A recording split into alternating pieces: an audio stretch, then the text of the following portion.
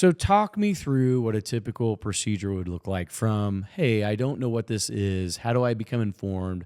How do I know I'm a good candidate? Then, okay, what images do I need? What medicine should I be taking, not taking? Do I need MRIs? Do I need x-rays? Can you give us the whole gamut of A to Z of what a typical clinical picture for a patient would look like? Sure. So a patient will come in the office and obviously a thorough history and physical. So we do a physical exam, we do a bedside ultrasound, and we can talk more about that. The bedside ultrasound is not looking for little babies, but we're using the ultrasound to look at tissue, joint, soft tissue, to look for degenerative tissue, to look at the state of the joint. It's an adjunct imaging issue to X-ray. So X-rays are important. Bedside ultrasound is an adjuvant. So X-rays are important. We add bedside ultrasound. And in some people, either if they have an MRI, great, bring it, especially with back pain. We want an MRI. But if we feel like we need one and you don't have one, we'll let you know. So after we do that, I can look at the patient and decide, are you a good candidate for PRP? Are you a good candidate for bone marrow cellular treatment? Are you not a good candidate for either? Do I need to refer you to a surgeon? And the good thing is that, doing what I do, same thing with what you do, you sort of know, the people that do a great job on certain things. So you can sort of farm out that patient if they don't have a preference. So history, physical exam, imaging. Then after that, there's a discussion with the patient. My job is not to talk you into one of these treatments. It's not to tell you orthobiologics are the be-all, end-all. It's to give you your options, the percent success rate I have on that, and then you get to decide. So some patients decide right then and there. A lot of patients walk in already wanting this, and sometimes I have to talk them out of it. You leave with this armament of information of what your disease is. Some people decide they want to schedule. Some people go home, read through all the paperwork, because we'll give you lots of articles that discuss it before, after, just a plethora, almost too much information. And I bet you half of it ends up in the trash can. But then you decide, okay, I'm going to schedule. You call, you schedule. So a typical PRP treatment, you come back in it doesn't happen on the same day. You come back in for the PRP treatment. The medical assistant, nurse draws your blood. They take the blood and they put it in the FDA, the little centrifuge. And then I tell them exactly how I want that programmed for your problem. And it gets processed in the centrifuge. In the meantime, usually I'll walk back in. I'll come back in the meantime while it's spinning. Well, we call it spinning, but while it's processing. And I will then confirm history, physical, go over things with you, go through aftercare. Spinning is done. Product is sterilely transferred from the device onto a procedure tray.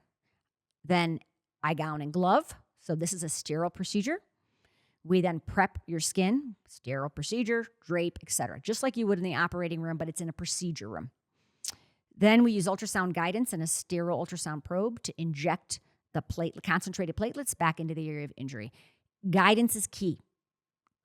For soft tissue, you need ultrasound. For a spine, you need fluoroscopy, which is real-time X-ray. For a joint, you can do either. But that bedside ultrasound is key. Someone who's blindly sticking this in and hoping that don't get me wrong, there's some great people who know their anatomy. But a tendon, for example, your Achilles tendon is that long, right? So how do you know exactly where to inject it? The ultrasound helps identify the areas that are abnormal. That way you can put the right amount of the PRP in that area. Patient, once you're done with your procedure, takes about an hour, maybe an hour and a half, start to finish. You leave. We usually put a little kinesio tape on there, which is sort of like an active brace. It's really not even, it's just tape. So you've probably seen athletes, obviously. I don't know what else to call kinesio tape. So we'll put some kinesio tape or some movable, what would you call it? Just a movable bandage, if you will. Yeah, movable bandage. We'll put kinesio tape, which is a movable bandage. So it gives the patient a little support, but it allows them to move. We give you the post-procedure instructions, which really include keep mobile, keep moving, range of motion, how to take care of bandages, and that's all written out. Then you go about your own way. We then usually call you in about 8 weeks. And some people be like, why 8 weeks? Well, really, it takes about 2 to 3 days where you are really sore. This stuff, we're going in and we're trying to cause acute inflammation times 8. So for 2 or 3 days, you're really sore.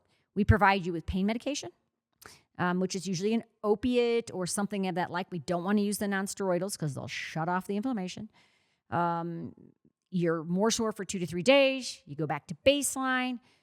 You start feeling maybe a little better at about a week to 2 weeks, or at least back to baseline.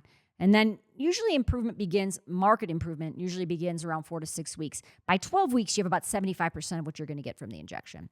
We like to make our phone calls at 8 weeks. So you can come back in the office. We can have a conversation one-on-one, no problem. But the ultrasound doesn't show macroscopic change for months. So you're not going to see anything. It's really more of a subjective, how are you feeling? And how one patient feels is going to be different than another patient, depending upon how they heal. So at 8 weeks, if you're feeling 75% or better, that's it, you're done. We check back in with you then again in 12, 16, et cetera. If you want to come back in and see the normal tissue after 6 months, come back in. Free appointment, no problem. When we call you at 8 weeks, you're not quite 75, we normally kick it back another month. Try again at 12 weeks. And at that point, good 90, 95% of people with PRP are improved. And if you're one of that small percent that's not, we bring you back in to try to figure out, okay, why didn't you respond? There are about 5% of people who just don't respond to this treatment. And that may be one of them. And it's very important to say that at the outset. Hey, here's our success rate. But you got to know there's about 5% of people that it doesn't matter if you're 15, if you're 30, if you're Tom Brady. Well, maybe Tom Brady will still get better because he's Tom Brady. But in general, there are some people who just don't respond. Very good. So talk to us about when can I go back to normal activity? So I've had PRP. I know that varies probably by joint or severity. What's a typical timeline for some significant or for common injuries that you treat? Yeah, that's the nice thing about orthobiologics is there's very little downtime. Very little downtime. There's almost no bracing that's required. We want you to move, but we do modify it somewhat with certain things. So, for example, 2 to 3 days increased pain. I want you to take it easy. I want you to move. You can walk around the house. I don't want you to do a jump squat, right? So for 2 or 3 days, you got to take it easy no matter what it is. Protect that tissue. Protect the tissue. It's healing. If your body, I always tell people it's the ow factor. If you're doing something and it goes ow, ow, ow, ow, ow, ow, ow, you need to stop. If you're doing it and you're like, it's a little achy, but I'm enjoying myself, then it's okay. And that's the hard part about this is that every person's different. So you have to sort of give this generalized guideline. And if a patient has a question, they just call. But the truth is just don't ever push through pain. So for the first few days, you're not going to want to push through pain. You're going to want to walk around the house, walk around the block, walk in the swimming pool. But then once you're out about 2 weeks, you can start to do more activity. Now, usually at 2 to 3 days, you can get on a bike with low resistance. You can go for a walk. Again, listen to the pain. And then you just ramp it up as you tolerate for pain. But normally, if you're let's say a weekend warrior and you want to get out to golf, you're back playing golf in about 3-4 weeks. You start at 2 weeks with a little chipping and putting, and then we'll let you kind of improve from there. You kind of go farther with your game. If you're a Olympic weightlifter, it's going to take a little longer, right? So shoulders, over shoulder height, lifting, pushing, pulling, we usually hold that off for about 2 weeks. How about throwing? Throwing, normally we let them restart a throwing program at 2 weeks. So at 2 weeks, you can start throwing and increase. Now, there's levels, and you know this better than I do. If you're going to rehab twice a day for an hour, twice a day, 2 hours a day, 4 hours a day, because you're a high-level athlete, you're going to advance through that a lot faster than somebody like me who just, if I'm lucky, I do upper body twice a week.